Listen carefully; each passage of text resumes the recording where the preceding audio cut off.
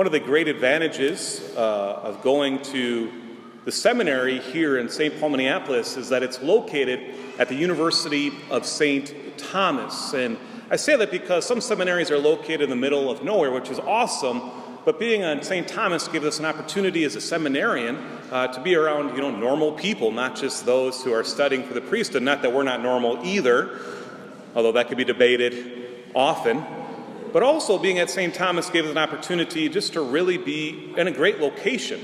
Now, I had the privilege to spend 8 years at University of St. Thomas, or we could also say the penance of spending 8 years at University of St. Thomas. See, when I was there, they didn't have all these new fancy buildings like they have now. I'm pretty convinced that the tuition that I paid there afforded them to get all these new buildings and everything. And so when I was there, I tried to escape as much as possible away from campus, be it going to Hardee's with a great loaded biscuit sandwich. That was my go-to one back then, hence the way I look now, right? Or going to Target as well, just to escape. But also a noble place I would go to would be the Memorial Blood Center. It was 4 minutes away from campus, and I'd go there to give blood. Although there was always a reason behind that as well, I really liked the orange juice you got after giving blood. So sure enough, it was one of those weeks where I got a call from Memorial Blood Center, and they said, hey, can you come in and donate blood? We're in need. And I said, not a problem. I'll be there tomorrow at 8:15. So after morning prayer, I went there, I gave blood. I hopped back in my car after grabbing a couple orange juices, and I went to class. And I was sitting in the beginning of class, and the professor, and the class, by the way, was Christology, and the professor was a priest. And he looked at me and says, what does that sticker say there, Alex? And I said, oh, this one. It says, be nice to me, I gave blood today. And he goes, why did you give blood? At this point, I don't think I could answer because of the orange juice. I don't think he would appreciate that answer. And so I said, well, the reason I give blood, and it's a true reason, is because it gives life. I said, we as Catholics, we're pro-life. And yes, pro-life from, of course, conception to natural death, and we need to protect the unborn for sure. But that's not all. And so I said, it's a little bit that I can do to give of myself, a little bit to give blood. And so at that point, he said, that's a good answer. I guess I'll be nice to you today. I said, and be nice on my exam as well, please, when you do that. But of course, speaking of blood, and that question, why give blood? That's a great question. We know that blood is life-giving. This is made known to us, of course, in science, but also in this Old Testament as well, in Scriptures. It's Leviticus chapter 17 that states, Leviticus 17, that the blood is sacred because it is the seat of life. The life of all flesh is in its blood. The life of all flesh is in its blood. Of course, we hear about blood in every single one of our readings today. Our first reading, our second reading, and our gospel today. Our reading today is taken from our first reading is taken from Exodus chapter 24. And let's put this in context. Moses has taken the people out of Egypt, and he's bringing them to the promised land. He's bringing them to Israel. But in the midst of that, of course, what happens? The people continue to fall over and over and over again. And eventually they agree that they want to enter into a covenant with God. They want to be his people. And so what does Moses do? He takes bulls, he sacrifices them at the 12 pillars representing the 12 tribes of Israel, and having sent certain young men of the Israelites to offer holocaust and sacrifice of young bulls as peace offerings to the Lord, Moses took half of the blood and put it in large bowls. Half of it went on the altar.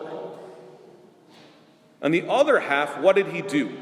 Well, first what he did is he took the book of the covenant, he read it aloud to the people, who answered, all that the Lord has said, we will heed and do. What does this mean? It means that they will be obeying God. They will be his people, whatever they command of them. And so then he took that other half of the blood and sprinkled it on the people, saying, this is the blood of the covenant that the Lord has made with you in accordance with all these words of his. It's in the covenant, of course, that the blood is poured and is shared. And so Moses sprinkles it on the people. What if I went around the church right now and instead of sprinkling holy water, sprinkled blood? you think he'd be back next week? I wouldn't be back next week either. I'd be kicked out of here, right? But this is what Moses did. And why? Because he wants to signify now with this blood being sprinkled upon them that they are now God's people. The blood of the covenant. Let's fast forward to the gospel today. Mark chapter 14, I mean. And now it's the Last Supper. And Jesus is in the upper room. Preparations have been made. We hear about this. Preparations have been made. And the Last Supper is also happening during what? During the Passover meal. So during this time, the apostles' mind already are going, let's celebrate this Passover meal. And they're going to call to mind the Exodus that the Israelites had to partake of as well. They're going to call to mind that they are his people, the blood of the covenant. They're going to be God's people. And so what does Jesus do? Of course, first he takes the bread and he states to them, take it, this is my body. After he says the blessing it would have said it would have been the same part of blessing he did for the multiplication of the loaves and the fish, which we hear of as well. But for today's gospel, I want to focus on the blood. And then he took a cup, gave thanks, and gave it to them. And they all drank from it. He said to them, this is my blood of the covenant. And immediately, ding, ding, ding, ding, ding, in our heads we're thinking, this is what Moses said as well. Now Jesus is saying, this is my blood of the covenant, which will be shed for many. And he's asking his disciples, he's asking his apostles to do what? To drink of it. To drink of the blood of Christ. Of course, these are the words we say as well in the institution of the Eucharist. Take this, all of you, and drink from it. For this is the chalice of my blood, the blood of the new and eternal covenant, which will be poured out for you and for many for the forgiveness of sins. For the Israelites, to drink of blood is unthinkable. It's not allowed. It's first off, it's unpure. You can't do this. And yet Jesus is saying, drink of my blood. It's so much more than being sprinkled with blood. It's to partake of Jesus' blood. To drink the blood of animals would be demeaning. But when we drink the blood of the Son of God, what does it do? It elevates us to a share in his own divine life. And now there is a kinship bond between God and his people that can never be broken. When we drink of the blood of Christ, it's so much more than being sprinkled with the blood of a sacrifice. In our letter to the Hebrews, we hear this as well. Hebrews chapter 9.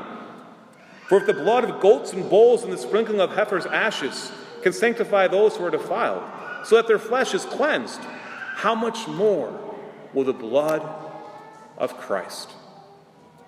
Once again, the question that professor asked me, that priest I was teaching Christology, says, why do you give blood? Let's ask that question to Jesus. Why does he give us his body and blood? If we were to ask that question, do you know what his answer would be? To give you life. Blood is life-giving. It's sacred, and it gives life. It gives eternal life. And Jesus says, I came to give you what? To give you life. And so every single time that we come to Mass, when we receive the Eucharist, we know it's not a symbol, but it's a life-giving sacrifice that Jesus desires and gives freely to us. Why? Because he loves us. Why? Because he wants to give us life. And as we consume the body and blood of Christ, we are transformed and able to share in his divinity. And this is why today we celebrate the solemnity of Corpus Christi, the body and blood of Christ. The body and blood of Christ that gives us life.